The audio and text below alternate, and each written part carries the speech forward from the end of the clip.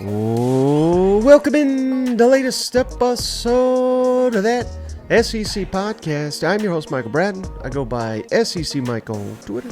And I'm joined, as always, by my cousin Shane, who goes by Big Orange Balls on Twitter. What are you up to, you big Tennessee homer? Hey, buddy, what's going on? Oh, man. Just having a long weekend. It's like hard to get back to work. I can imagine everybody listening to this pod's feeling that same energy if they're listening on Tuesday. I hope everybody had a great long weekend, and of course, take your time to remember why we even have Memorial Day. It's not just to drink beers and party down on the lake, even though, that's what we do. Yeah, that's what we do. It's funny you say that. As you know, my brother, cousin Joe, brother Joe, I don't know what you call him. I call him my brother. The Flying Hawaiian. The Flying Hawaiian. Yeah, he's got a lot of nicknames. Some of them we probably can't use on air, but crazy bastard, that's one of them. And, my brother is younger, but, a true inspiration to me. It's just like, you hear stories and obviously, we're not that kind of podcast, but, I think it's important if you know somebody that was in military or that was involved. I think it's important that you really, just listen to them. They don't have to necessarily talk about their service or anything like that, but just kind of keep them in the loop. And especially around these holidays, if you got a buddy that maybe was in the military, you haven't talked to him in a while, give him a buzz this week, just see how he's doing. But I'd like to plug, Mike, if we can. My brother's also got a podcast for those that are suffering from PTSD. It's called Normalized PTSD. So if you are military or law enforcement or hell, nurses, doctors, all of them got some version of PTSD. You may want to check that podcast out.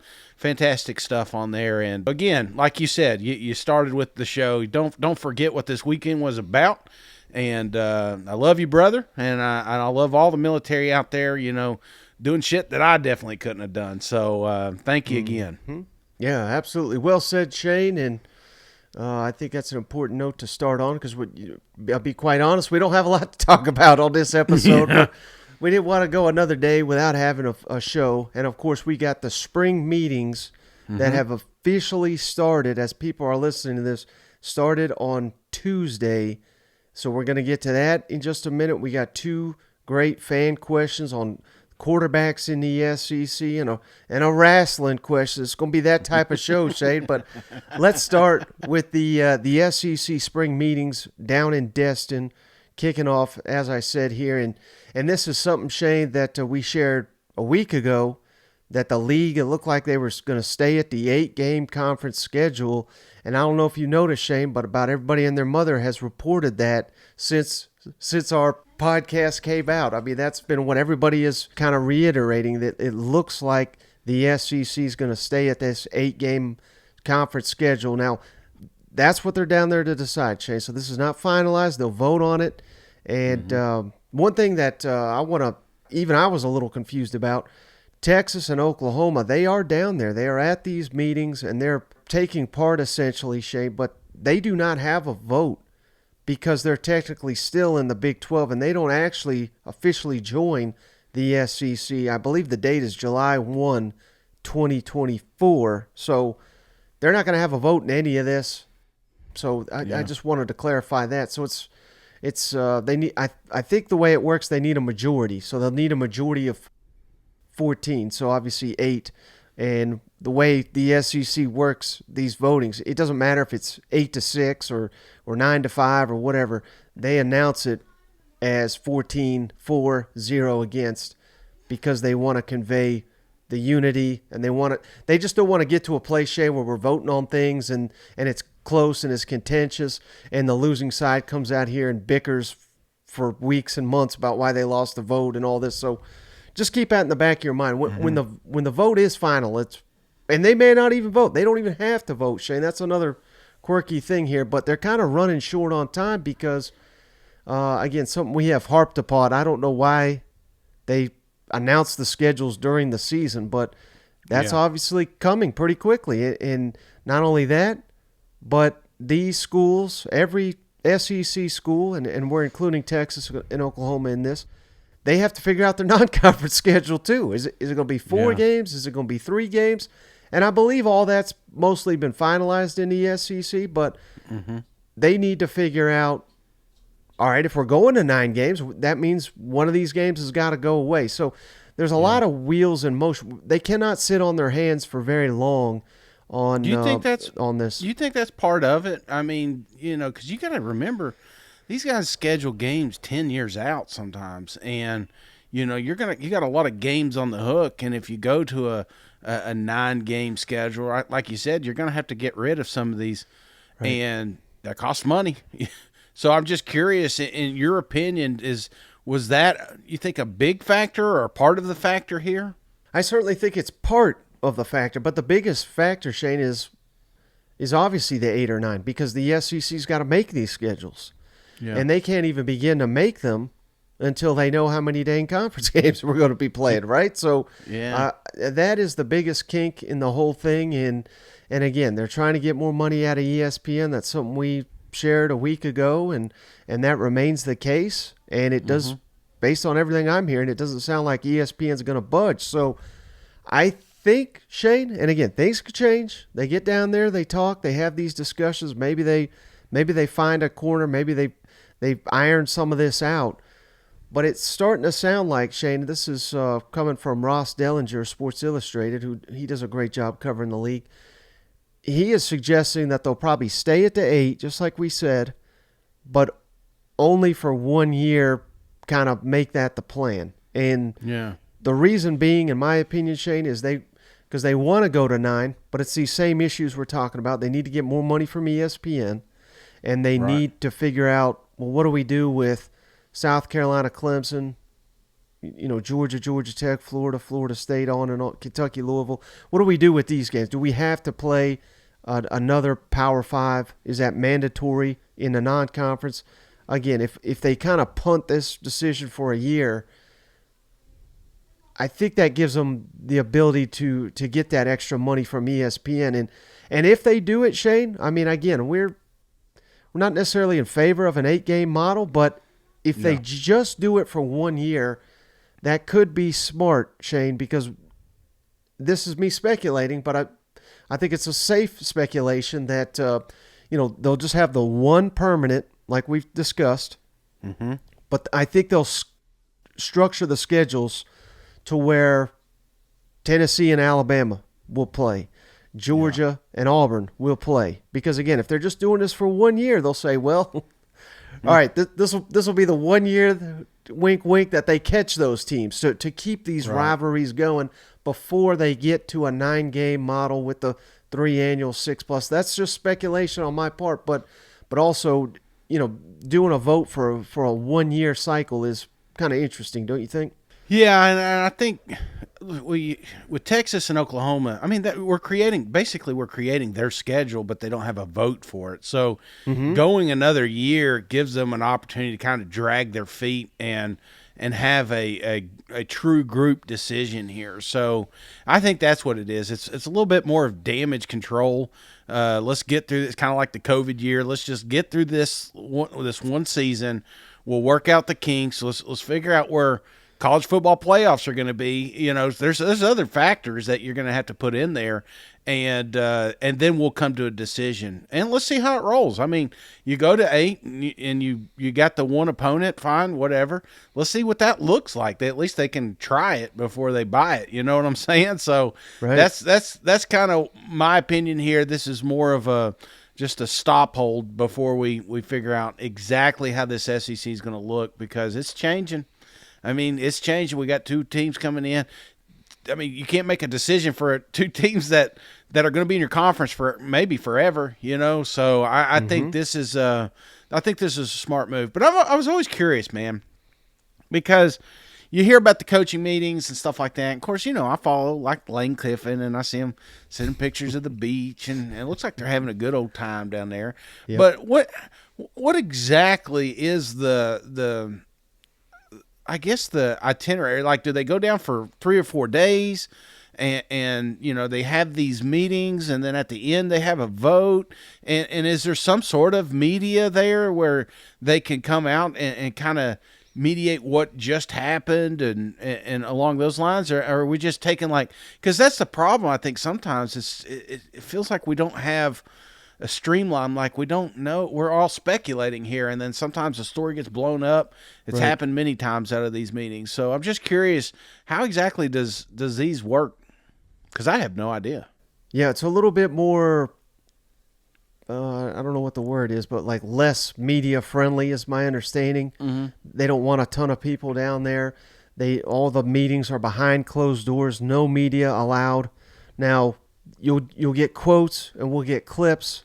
You'll see videos filtering on Twitter of guys giving interviews, but it's my understanding they're basically just reporters in the lobby or in the hallway. They're catching, Nick Saban, Greg Sankey, what have you, walking through, and they are not obligated at all to meet with these guys. They could just blow right past them. But the thing is, Shane, when like Greg Sankey, we've already got comments from him.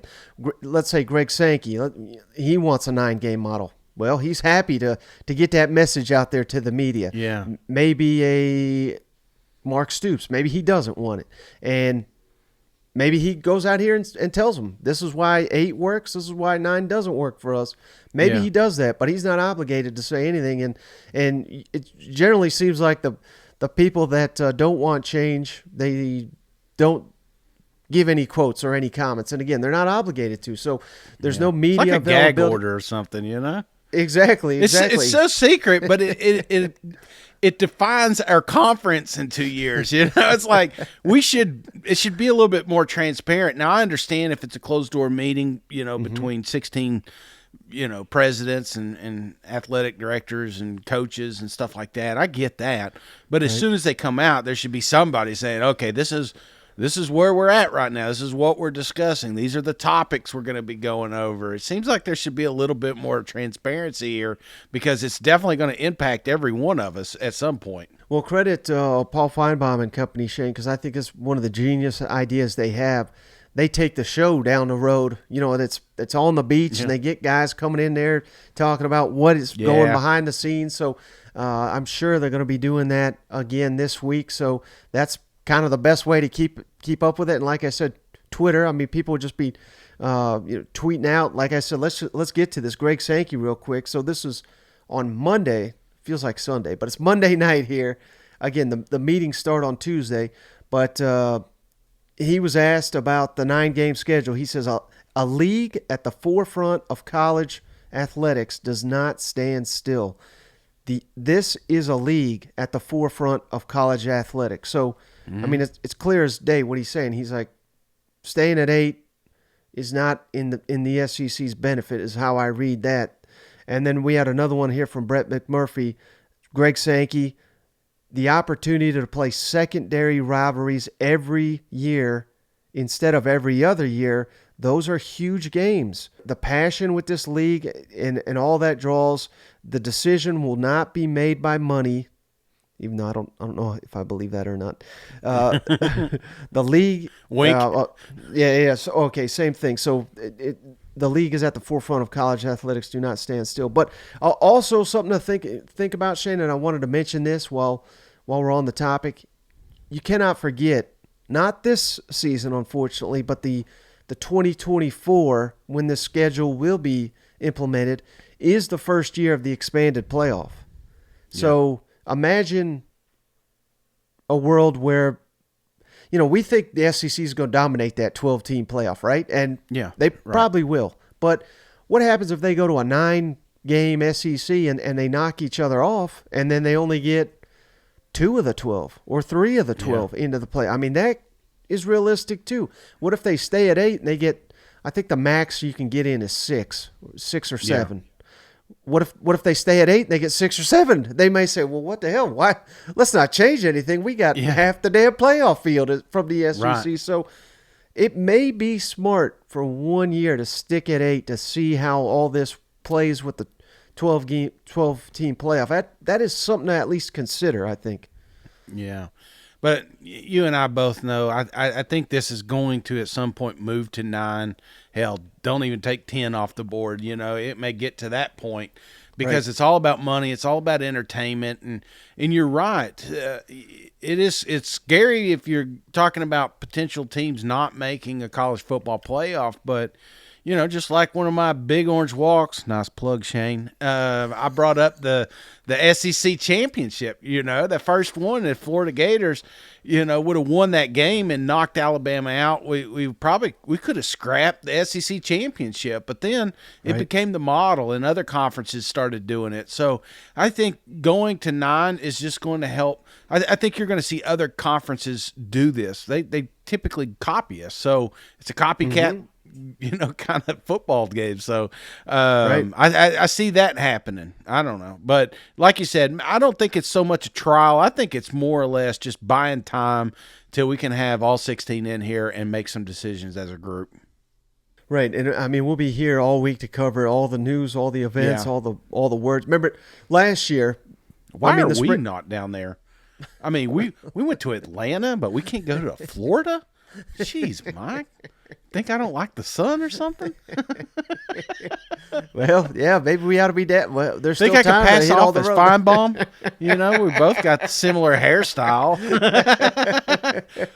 But yeah, we'll definitely keep everybody posted on everything that's going on down there, because the last year, Shane, but the biggest thing coming out of there was the seating chart. Remember that? Because everybody wanted to see how close Nick Saban and Jimbo were sitting next to each other after their explosion there. I mean, it was kind of a dud last year, but yeah, you're right. Maybe we should have made the trek this year.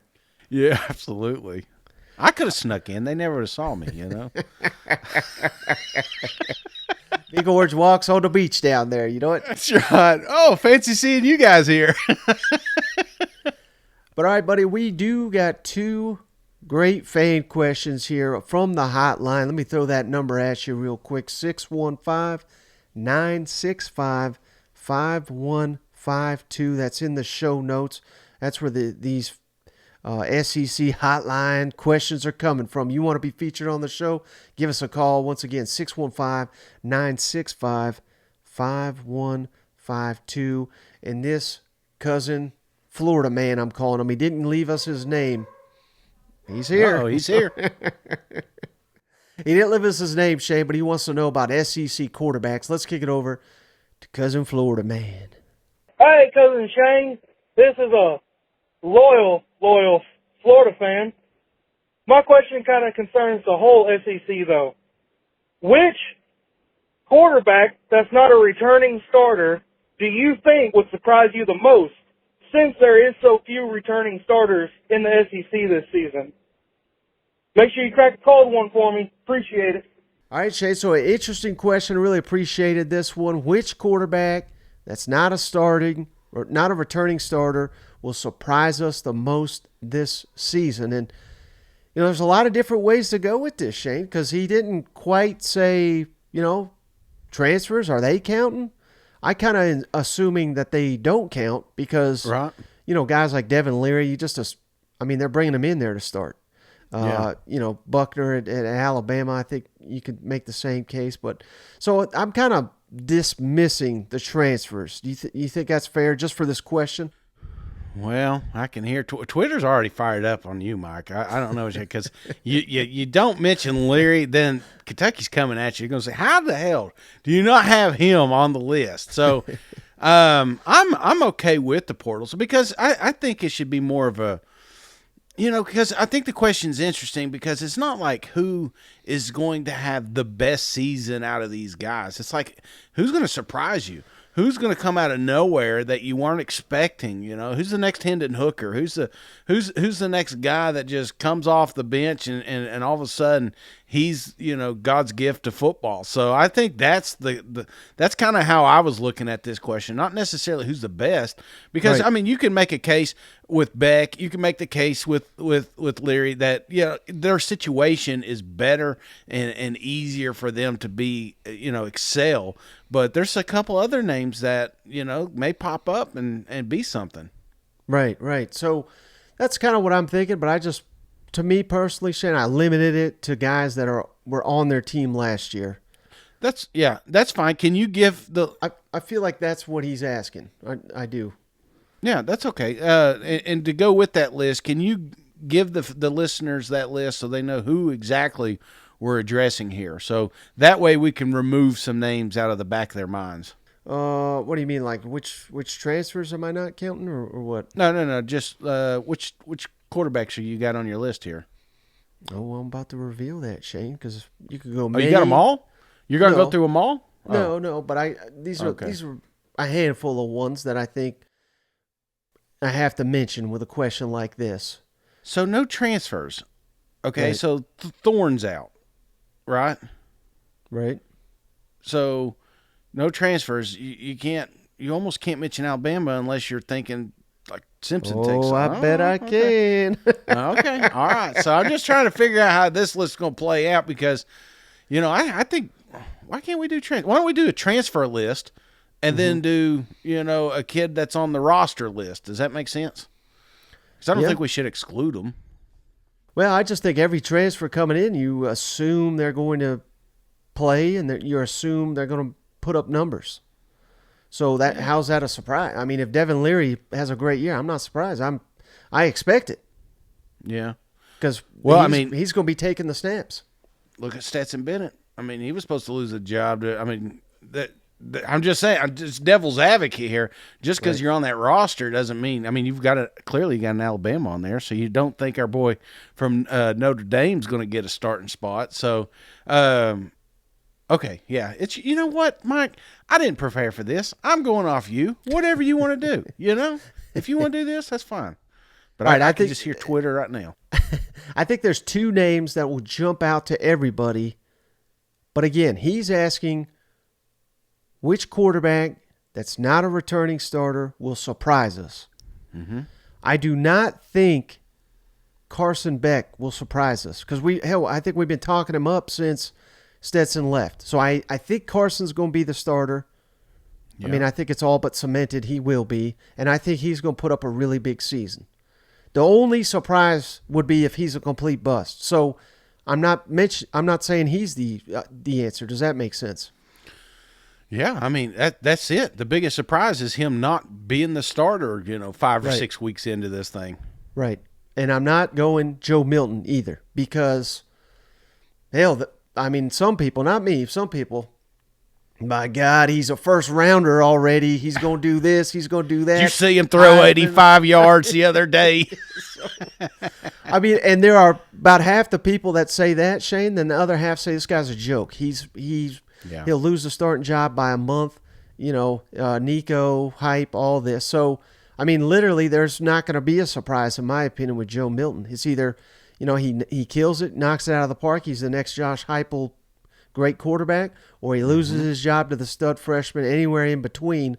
Honestly, not surprised. So he's not my answer either. Does that make sense? Yes. All right. And then, now these are the three I really came down to, Shane. These are the wild cards here.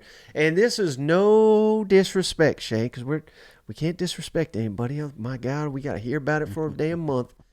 Jaden Daniels is a hell of a quarterback. So, yeah. This is not a slight to him. But what happens, Shane, if, God forbid, he gets hurt? We never project injuries, but he does run a lot. He's kind of slight. Maybe that happens.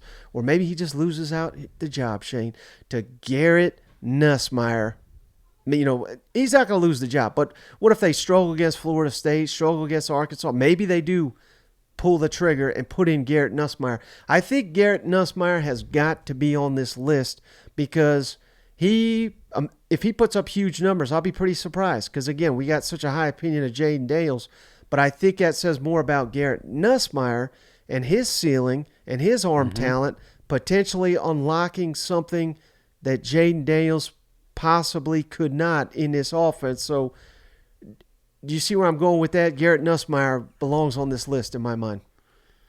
Yeah. I would say definitely on the list, but again, Mike, you're basing it off a possible injury. Right. Well, that's why he's not at the top for me. Yeah. I mean, you could throw Nico on there if you're going to do that. And then, so I don't know, man. That's a tough one because, I mean, he's got a lot of hype. I mean, there's a lot of buzz. I've seen him floating around online and stuff like that. So, clearly, I think LSU knows exactly what they have. They got a QB1 and a QB1B. You know, it's like Right. they know either one of these guys can start. So, yeah, I can see that. I mean, because when you got somebody like that, you're going to give them opportunities. That's the crazy part is there's going to be plenty of times LSU's going to pull Jaden maybe a little sooner than usual because they've got some talent on there they're trying to keep on the roster because you definitely don't want to lose him.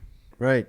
Now, this one, Shane, I think you're going to like it because, hell, you're driving the hype train here. Number 2 quarterback in the SEC returning that could surprise us, and that is the redshirt freshman Sam Horn from Missouri.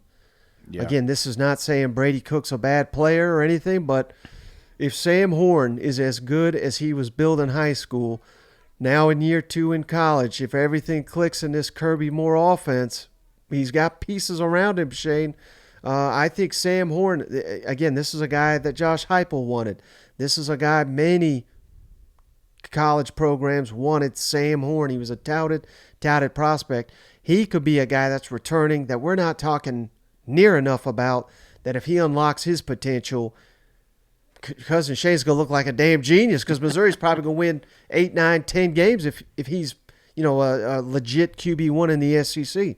Yeah, I always wondered if Lovett would have stayed if they would have tried something different back there. I don't know if I don't know the scenario. I don't know exactly what happened there. He may have been poached. He may have been paid, whatever. But I don't know. It just felt like they were on the verge of doing some pretty cool stuff up there. I mean, two bangers on the outside, and you just needed some production at quarterback. Mm-hmm. Now, I felt like we got it with Cook later in the season, and that's kind of why I'm so high on them. I think they got not talking about Mizzou, just the entire team, but they got little pieces that can keep. I mean, they could just some fireworks, man. They could really do some special things up there.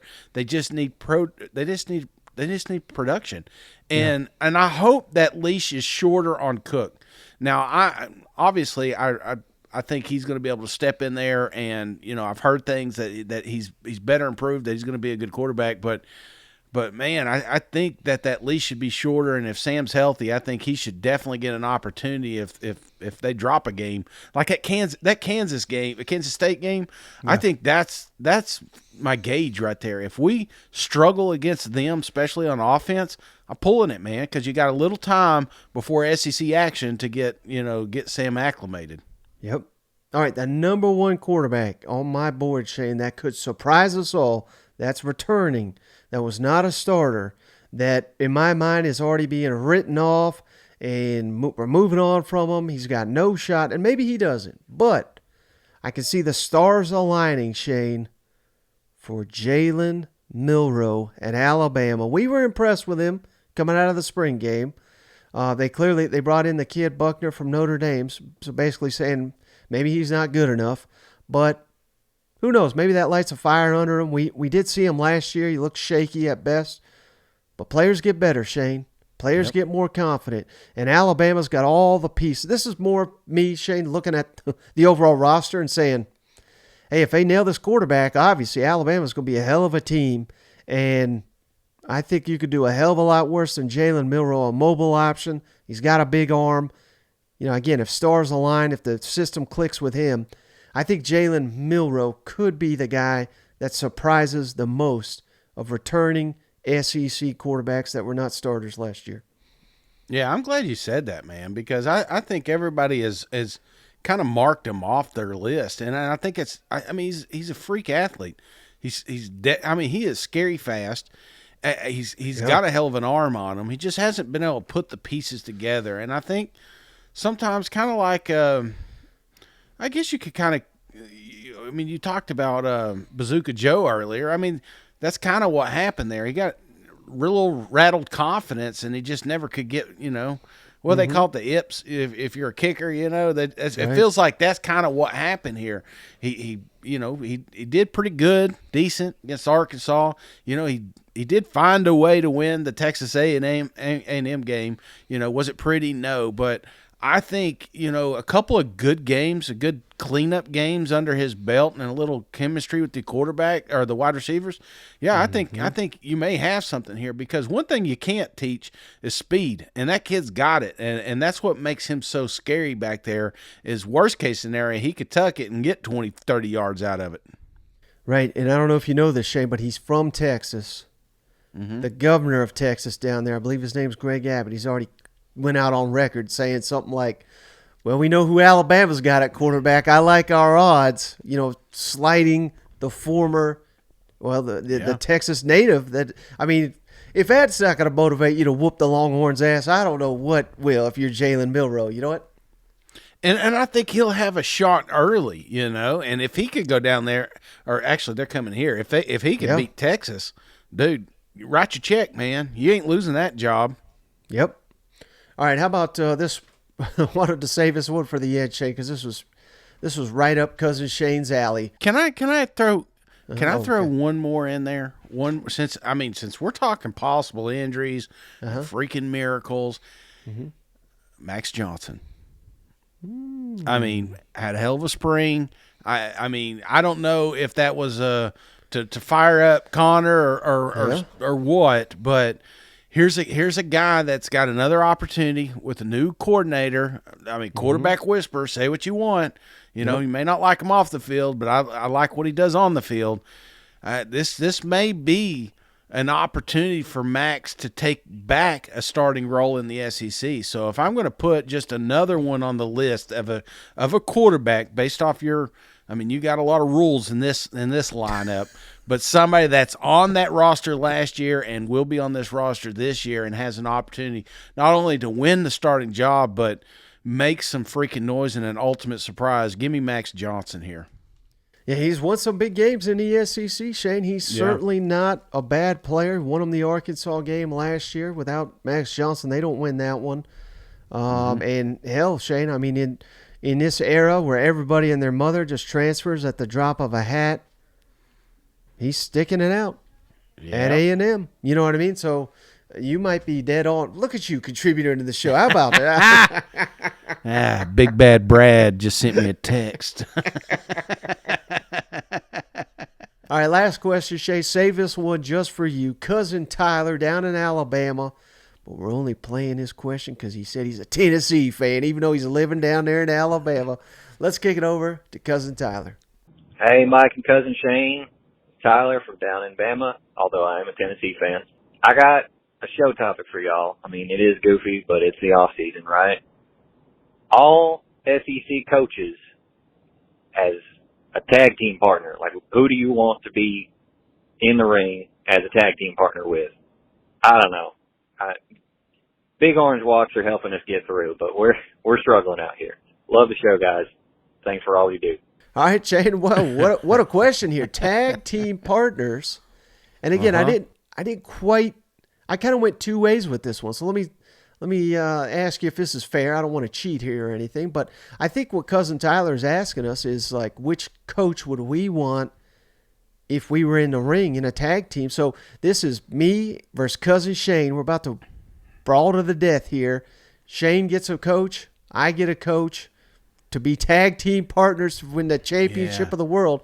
So I got a selection for that, but I also went ahead and picked two coaches to just be their own duo that I think would be the unstoppable duo of SEC coaches. Does that make sense? Yeah. So I mean, let's run through these helmets here, Mike. Let's start over there. Ole Miss, Lane Kiffin. Yep. Definitely considered him just because he seems like one of those guys that's got a razor blade in his trunks. You know what I'm saying? Gets you a chair when the ref ain't looking. That wins you games, man. That wins you matches. So I definitely considered him, but I think this is going to come down to muscle and a little intuition. So I'm going to remove Lane from my partnership here, but it was close. Arnett, what about you? How are you feeling on Lane? I mean, I doubt that he's ever gotten up from getting hit in his life. I'm aware he did have a black eye once, Shane, from a table. That is a story I've been told. So he's lost a battle with the table before. Lane Kiffin not on my team. No chance. Well, also I'm worried. I mean, when the shit gets real, he didn't want to go outside. I think Monty was hiding behind a desk there in Knoxville, and I don't want none of that. When it gets tough, I don't want you fleeting and getting out of there. So, I'm out on Lane. What about Arnett, big boy? I mean, this guy go can through fight. all 14 here. Hell yeah, man! What else you want to talk about, Mike? Let's do this. What about Arnett? Did you take him? He's pretty high on my list, Shane. I think he's the youngest coach in the SEC. Yeah. He's got that energy. I think you almost got to have a defensive guy on your squad here because they're always tougher. Yeah, and a little crazy too. So I've got him definitely top 5. That's we can rule Saban out. Nothing against him. I think he's a legend, but he is not. He ain't wrestling no more. I think you can lose Brian. He's gone, right? Yep. Yeah, we don't want them Northerners, We want some good Southern fighters here. Kirby's now. This is one I may consider. Yeah. Kirby, that crazy bastard. He's got a big vertical. He's faster than you think. He can jump. I mean, he's a freak athlete. He was a Division I, and it wasn't that long ago, Mike. I think he's still got a little pep in his step, and he's got that. He's crazy, man. I mean, you've listened to him talk. Man, you think about the pregame, when they get them there and they bring the thing over and you're talking about, man, I hope he steps into the ring. I can just hear Kirby just shit talking and get the fans like, you know what I'm saying? So, I may have Kirby higher on this list. Some of the best leaked audio in the SEC comes from Kirby Smart. You know what? We're this far in, Mike. Right now, that's my partner. So, okay. I love Heupel, but we're wrestling. We ain't eating. You know what I'm saying? We got to take him out. Now, here's one. Billy Napier? Here's a dude that is youngish, athletic, got a little spark to him. I've seen him on the sidelines pissed off. Yep. That's one I would have in the top 5. Not necessarily my partner, but I bet he's a good fighter, man. And he's got the haircut of a fighter. You know what I mean? Like, it's almost like he does UFC on the side or something. Oh, yeah. You talk about haircut. How about Coach Lee over there? No, he's letting it grow out, ain't he? Oh, he better not do that. Bald Lee, I'd have you on my ring. But you growing your hair out, that takes a little bit away. I'm glad you went there, Shane, because you're taking Kirby. I'm taking Clark Lee. He was a fullback in the SEC. Started as a walk. You got to be a crazy animal, Shane, to be a walk-on fullback who earns a scholarship in the SEC. You can take anybody on the board. I'll whip you with old Clark Lee. I mean, he's a nice guy, one of the nicest guys in the SEC. So I don't know if he's ever been in a fight in his life. But if we got to go mano a mano, give me the former fullback, and I'll be feeling good. You know what? I think we've talked about him. We did some version of this before, and he was on my list up there. Maybe we did like a Royal Rumble, but remember we had Coach O in there and all that good stuff. So, I'm with you here. This is an athlete, and that's what most of these coaches were. Now, Mark, on the other hand, good drinking buddy. We'd have some fun. I think we'd have fun cutting the videos, talking about the next promo. But as far as fighting, I'm gonna have to leave Mark there in Lexington. What about you? Yeah, I'm right there with you. But I take him over Eli, Shane, because I feel like Eli. Hey, we like him, but he's that guy on your team, Shane, that would get you beat up because he's running his mouth. Yeah, you know what I mean? He'd get me in trouble. He'd probably be the number one if we're doing just one-liners. Him and Kiffin maybe great at one-liners, but also great at getting you whooped for something they said. Like with them crazy girlfriends, be like, "Oh, my man can whoop your ass," and they're like, "Whoa, you just drug me into a fight. What's that all about?" So exactly, we all had one. Now Beamer. Now this is one I've seen some videos. Again, good athlete. I think. Yeah. He got it, man. Don't get me wrong. I think he could probably outrun just about every coach in here if we're doing like a marathon or something like that. But as far as fighting, he just doesn't have that that fire in his eyes like Kirby does. Well, he's been on record, Shane. He says I think he said he could whoop everybody in the SEC's ass or something like that. Didn't he say? Or Yeah. I don't know. I don't want to misquote him, but it was something to that degree. Or if there was a couple coaches he wanted to fight, he's confident he'd come out on top. I remember something like that. Don't you? That's right. Yeah, and I'm running a 5K in the morning, Mike. So let's go. Let's go on next. Sam Pittman. Now, this is one that I think 10, 15 years ago easily got him in my corner. Oh, yeah. I mean, you know what I'm saying? He has it, but unfortunately, Sam, I love you to death. We're on the next chapter. You know what I'm saying? So yeah. I can't fly with Sam here. I feel like he'd be your what was that guy's name in Rocky? Was it Mickey, the trainer? Like I feel like he would be the number one Mickey in the SEC. He could train you how to do it though. It's like that movie, The Wrestler, and you're like, man, just hang it up, He's still got it, but, don't wear them trunks anymore, Sam. Jimbo Fisher, I think fast talking Jimbo would be a good one to, what's that, like one of them hot men that go with you, Oh, yeah. Remember the guy that run around with the Undertaker, he had the urn and stuff, he did all the talking. He'd be good for that, but I don't know if he'd be able to help me out. And then last but not least, Hugh Freeze, similar to Lane Kiffin. I think if we could cheat and get a win, that's what moves him up the list because I think he's going to be thinking of every possible angle here, even if we've got to bend a few rules. So, but I think when it comes down to it, when you're on that mat, you need somebody with some fight. So I'm taking Kirby, you're taking Lee. Is that right? Yes, sir. And we'd come out on top. I know that, But to your point, I think you chose wisely, Shane, because like I said, I did a little cheat, and I did like who would be the top tandem in the SEC if it were. Yeah. Kirby topped my list because he's tenacious. Everything you said, he's athletic, he's tough, he's driven to win. I think he wants it more than anybody, and that goes the extra mile in a battle like this. Mm-hmm. And believe it or not, Shane, because I wanted to be a little different with his tag team. That's the key to tag team, Shane. You don't want two guys that are identical. You need to mix and mash. They have to they have one does one thing well, the one does the other. The other one, Shane, you're not gonna believe this. Who's I'm that? Going Hugh Freeze, because just what you said, man. He's the most likely to cheat. He's squirmy. He'll find a way. I think him and Kirby, that's an unstoppable tag team duo. That'd be tough. That'd be a tough one. A fun matchup, too. Similar. Have Lane on one side, have Hugh on the other. Have somebody like Arnett on one side, Beamer or Billy, somebody athletic on the other side. I think that would also be a good fight. Man, I keep looking.